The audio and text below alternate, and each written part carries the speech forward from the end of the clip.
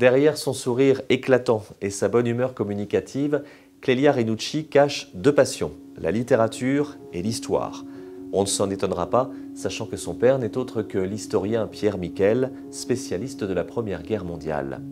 Clélia Renucci, elle, a décidé de voyager dans d'autres périodes de l'histoire. En 2015, elle publie un essai au titre bien provocateur « Libre d'aimer, les cougars dans la littérature ». Essai dans lequel elle évoquait les personnages féminins de la littérature des 19e et 20e siècles qui aiment des hommes plus jeunes qu'elle. Dans une balade à la fois sensuelle et joyeuse, Clélia Renucci démontrait déjà un talent d'écriture certain et une pertinence pour le sujet traité. C'est dans cet esprit qu'elle décide alors de se lancer dans l'écriture romanesque et elle publie en 2018 « Concours pour le paradis » chez Albin Michel. L'histoire d'un tableau que le Tintoret fut amené à peindre pour le Palais des Doges de Venise à la fin du XVIe siècle. Dans ce premier roman, l'autrice racontait le prodige de la création, ses vertiges et ses drames.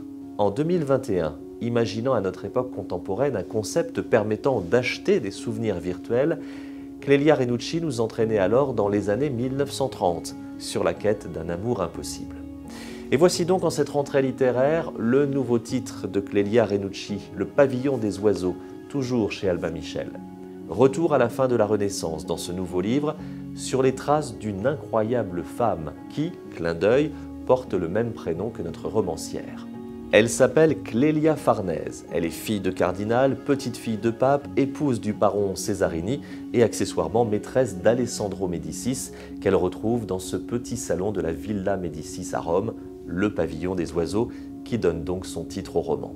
En cette fin du XVIe siècle, alors que la Renaissance lance ses derniers feux, Clélia est sans doute la femme la plus connue de son temps, louée pour sa beauté, certes, mais aussi incroyable femme de tête et d'argent qui saura mener elle-même son destin.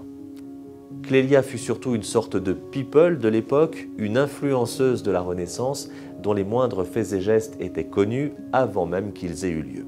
Avec fougue et enthousiasme, dépeignant cette Italie qui redécouvre l'Antiquité, plongeant le lecteur dans la rivalité entre les Farnèse et les Médicis, ce roman est une formidable réussite, mêlant habilement l'intrigue et la grande histoire, et remet en lumière cette femme furieusement moderne. Le pavillon des oiseaux de Clélia Renucci est publié chez Albin Michel.